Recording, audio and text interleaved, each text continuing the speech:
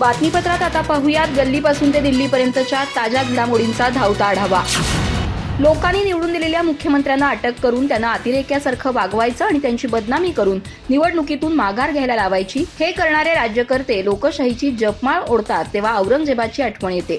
औरंगजेब सुद्धा जपमाळ ओढत त्याच्या विरोधकांचे काटे काढीत होता, असा हल्लाबोल ठाकरे गटाकडून भाजप सरकारवर करण्यात आलाय। तरीही महाराष्ट्रात छत्रपती शिवाजी निर्माण झालेच। ज्याची भीती वाटत होती त्या सगळ्यांना कंसानं तुरुंगात डांबलं तरी कृष्ण जन्म झाला आणि कंसाचा वध अखेर झालाच। दिल्लीचे मुख्यमंत्री केजरीवाल यांची अटक धक्कादायक, आश्चर्यकारक नाही। हुकुमशहा डरपोक असतोच, एक अकेला सप्पर भारी असं मोदींविषयी म्हणतात ते खरं नाही। मोदी हे घाबरले आहेत, त्यामुळेच विरोधकांना तुरुंगात टाकून निवडणुकांना सामोरे जात आहेत, यालाच डरपोक म्हणतात, असा हल्लाबोल ठाकरे गटाच्या मुखपत्रातून करण्यात आलाय। भाजपचे मागील दोन्ही खासदार अकार्यक्षम ठरले म्हणून त्यांना प्रत्येक वेळी उमेदवार बदलावा लागला आणि आता तर त्यांना कोणी सापडतच नाहीये, असा टोला काँग्रेसच्या आमदार प्रणिती शिंदे यांनी लगावलाय। माझ्याकडे सोसायटी, बँक आणि कारखाना नसल्यानं ईडीपीडीची भीती नाहीये, त्यामुळे मी भाजप विरोधात बोलणारच, असं म्हणत त्यांनी भाजपवर हल्ला चढवला। सोलापूर जिल्ह्यातील होटगीमध्ये बोलत असताना त्यांनी भाजपवर टीकास्त्र डागलाय। यंदाची निवडणूक ही करेंगे या मरेंगे अशी आहे। लोकशाही आणि संविधान संपवण्याचा डाव भाजप मोदी करतायत। कालच दिल्लीचे मुख्यमंत्री अरविंद केजरीवाल यांना अटक करण्यात आली। त्यासोबतच काँग्रेस पक्षाची सर्व खाती गोठवण्यात आली। एक महिन्याभरापूर्वी झारखंडच्या मुख्यमंत्र्यांना अटक करण्यात आली। काँग्रेसचे DK शिवकुमार यांनाही अटक करण्याची शक्यता आहे। विरोधी पक्षाला संसदेत बोलू देत नाही, त्यांचे माईक बंद करतात। ही लोकशाही आहे की हुकुमशाही, असा सवाल त्यांनी उपस्थित केलाय। पेट्रोल पंपावर गेलं की मोदींचे मोठमोठे पोस्टर्स दिसतात, व्हॉट्सअपवर त्यांचे पोस्टर्स, टीव्ही रेडिओ लावला की त्यांची जाहिरात। तुम्हाला एवढं खोटं बोलून वेड्यात काढतायत। निवडणुकीच्या तोंडावर 2 रुपयांनी पेट्रोलचे भाव कमी करून भाजप लोकांना वेड्यात काढतायत। तरी पण आपण जर भाजपला मतदान केलं तर आपणच आपल्या पायावर कुऱ्हाड मारून घेऊ, असंही त्यांनी म्हटलंय। भाजपचे टार्गेट हुकले तर देशाचे पंतप्रधान नरेंद्र मोदी नसतील, असं वंचित बहुजन आघाडीचे नेते प्रकाश आंबेडकर यांनी म्हटलंय। भाजपला 170 ते 175 जागा मिळतील। NDAला 200च्या खाली जागा मिळाल्यास केंद्रीय मंत्री नितीन गडकरी यांना पंतप्रधान होण्याची संधी आहे। नितीन गडकरी यांचे सर्वपक्षीय संबंध सलोख्याचे आहेत। गडकरी यांच्यासह भूपेंद्र यादव यांचेही नाव आंबेडकर यांनी पुढे केलंय। तर इंडिया आघाडीकडून मात्र आंबेडकरांनी ममता बॅनर्जी, अखिलेश यादव, स्टॅलिन या प्रादेशिक नेत्यांची नावं पंतप्रधान पदासाठी चर्चेत येऊ शकतात, असं म्हटलंय।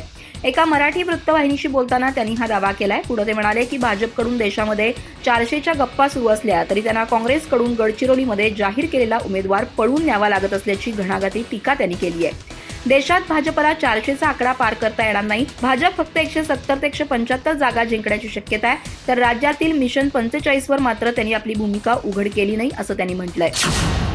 आज मला बँका लोन देत नाहीत, अनेक अडचणींचा सामना करावा लागतोय, अशी भावना राष्ट्रवादीच्या शरद पवार गटाचे आमदार रोहित पवार यांनी बोलून दाखवली। तसंच आज मी जो काही आहे तो सर्वात मोठा वाटा हा शरद पवार आणि अजित पवार यांचा आहे, असंही ते म्हणाले। बारामतीमध्ये झालेल्या सभेत ते बोलत होते। यावेळी त्यांनी अनेक विषयांवर भाष्य केलं। सध्या त्यांच्यावर सुरू असलेल्या कारवाईवरून त्यांनी खदखद व्यक्त केली।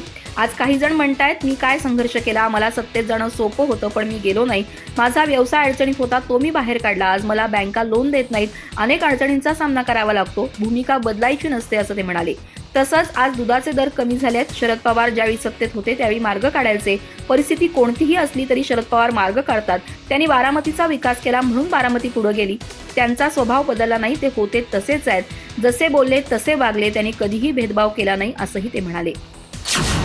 स्वस्त प्रचाराच्या मोहात भाजपला टार्गेट करू नका, गुंड पाळणं ही भाजपची संस्कृती नाही, गुंड पाळणाऱ्या पक्षांना आम्ही घरी बसवलंय, असं म्हणत भाजप नेत्या चित्रा वाघ यांनी काँग्रेसच्या आमदार प्रणिती शिंदे यांच्यावर निशाणा साधलाय। प्रणिती शिंदे यांनी गुरुवारी पंढरपुरात आपल्या वाहनावर हल्ला झाल्याचा दावा केला होता। तसंच हल्ला करणारे भाजपचे लोक होते, असा आरोप देखील त्यांनी केला होता। यावरून चित्रा वाघ यांनी जोरदार पलटवार केलाय। त्यांनी या संदर्भात ट्विट केलंय। काही जण निवडणूक जिंकण्यासाठी जनतेपर्यंत जातात आणि त्यांची कामं करतात, काही जणांना शॉर्टकट मारायचा असतो, ते स्टंट करतात। अशाच आमच्या एका स्टंटबाज भगिनीचा व्हिडिओ फिरवला जातोय। त्या भगिनी म्हणजे आपल्या सोलापूरच्या काँग्रेस आमदार प्रणितीताई शिंदे। झालं असं की कुठून तरी सभेवरून येत असताना ताईंची गाडी अडवण्यात आली। आता आपल्या कामांसाठी जनता लोकप्रतिनिधींकडे जाणार नाही, मग कुणाकडे जाणार? काही समाज बांधवांच्या आपल्या मागण्यांसंदर्भात तीव्र भावना होत्या, त्या त्यांनी प्रणितीताईंच्या कानावर घातल्या। बिचारे थोडे संतापले होते, तेही साहजिकच आहे। ही मंडळी काय म्हणतायत हे त्या व्हिडिओमधून स्पष्ट दिसतंय, त्यांची नेमकी मागणी काय तेही समजतंय, असं त्यांनी म्हटलंय। 2014 मध्येच मला दिल्लीला जाण्याची संधी होती असं विधान भाजप नेत्या पंकजा मुंडे यांनी केलंय. तसंच माझं तिकीट राज्यानं ठरवलेलं नाही, देशानं ठरवलंय असंही त्या म्हणाल्या. त्यांनी बीडमध्ये प्रचाराला सुरुवात केली आहे. शुक्रवारी दुपारी झालेल्या एका सभेमध्ये त्या बोलत होत्या. दरम्यान त्यांच्या भगिनी प्रीतम मुंडे यांच्या जागी लोकसभेची उमेदवारी देण्यात आली आहे. त्यामुळे प्रीतम मुंडेंचं तिकीट कापल्यामुळे तर्कवितर्कांना उधाण आलंय. या सर्व मुद्द्यांवर पंकजा मुंडे यांनी भाष्य केलंय. उमेदवारी जाहीर होताच त्यांनी जोरदार प्रचाराला सुरुवात केली आहे. बीडमध्ये ठिकठिकाणी त्यांचे जंगी स्वागत केलं जात आहे. जेसीबी मधून त्यांच्यावर पुष्पवर्षाव केला जातोय. यावेळी बोलताना पंकजा मुंडे म्हणाल्या, गोपीनाथ मुंडे जिवंत असते तर मी 2014 मध्येच दिल्लीत गेले असते, कारण ते मुख्यमंत्री होण्यासाठी राज्यात आले असते आणि मला त्यांनी दिल्लीला पाठवलं असतं. तसंच मी काही उमेदवारीसाठी बायोडेटा घेऊन फिरले नाही, पण मला ही उमेदवारी देण्यात आली आहे असंही त्यांनी स्पष्ट केलं. याशिवाय लोकसभेच्या उमेदवारीसाठी मी इच्छुक नव्हते, कारण मला राज्यातच राहायचं होतं असंही त्यांनी भाषणात म्हटलं. गेल्या काही दिवसांपासून महायुतीमध्ये सुरू असलेला शिरूर लोकसभेच्या उमेदवारीचा तिढा अखेर सुटला असून शिवाजीराव आढळराव पाटील यांची उमेदवारी निश्चित झाली आहे. 26 मार्चला त्यांचा राष्ट्रवादी काँग्रेस पक्षात प्रवेश होणार आहे. शिरूरमध्ये बदला घेण्यासाठीच लढणार असून महायुतीचा उमेदवार मोठ्या फरकानं विजयी होईल असा विश्वास त्यांनी व्यक्त केलाय.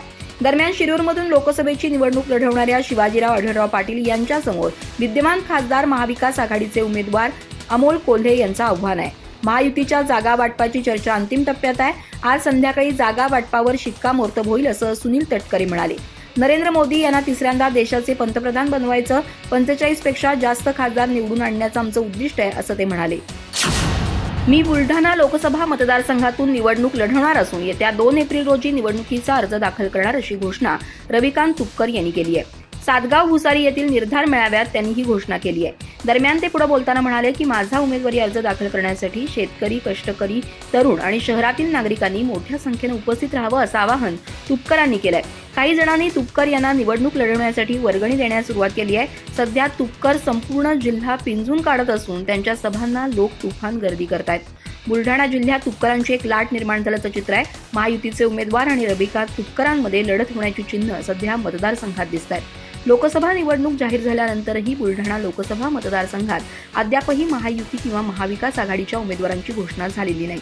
महायुतीकडून विद्यमान खासदार प्रतापराव जाधव तर महाविकास आघाडीकडून ठाकरे गटाचे प्राध्यापक नरेंद्र खेडेकर यांना संभाव्य उमेदवार म्हणून घोषित करण्यात आलंय.